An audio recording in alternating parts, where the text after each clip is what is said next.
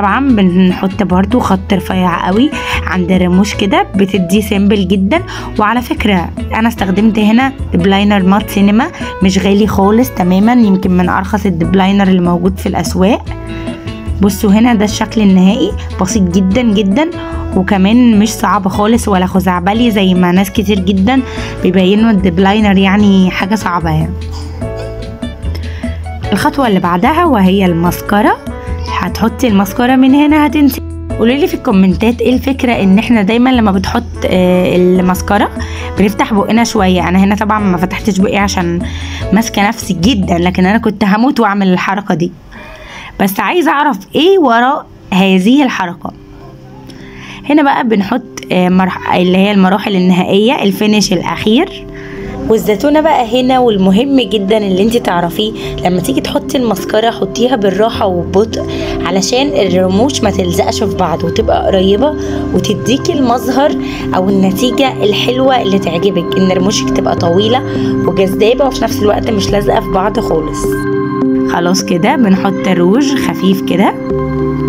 انا بخفه لان انا بفضله يكون خفيف، ما بحبش الروج يكون اوفر خالص.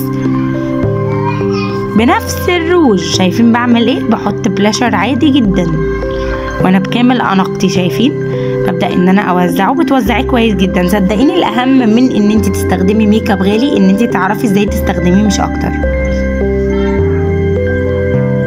وانا هنا ما بعملش حاجه يعني، كلها حاجات بسيطه قوي اي بنت في الدنيا تعرف تعملها، بس هي الفكره ان التاتش النهائي ده مهم قوي.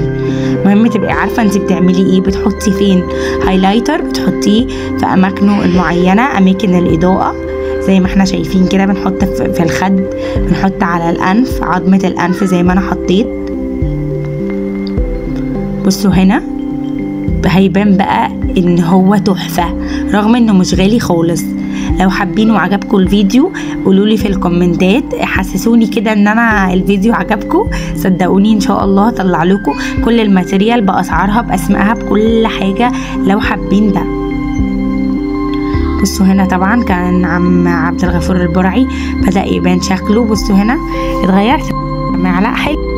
وهنا اللي يقولك الميك اب مش كل حاجه قولي له بس انت مش فاهم حاجه. وخلاص كده يا بنات عملنا ميك اب كامل وبابسط الحاجات اللي عندنا، يعني مفيش حاجه تاني. خلاص بقى لو الفيديو عجبكم اعملوا لايك واشتراك في قناه عالم ميرا عشان لسه عندنا افكار تانية مجنونه وضحك والله.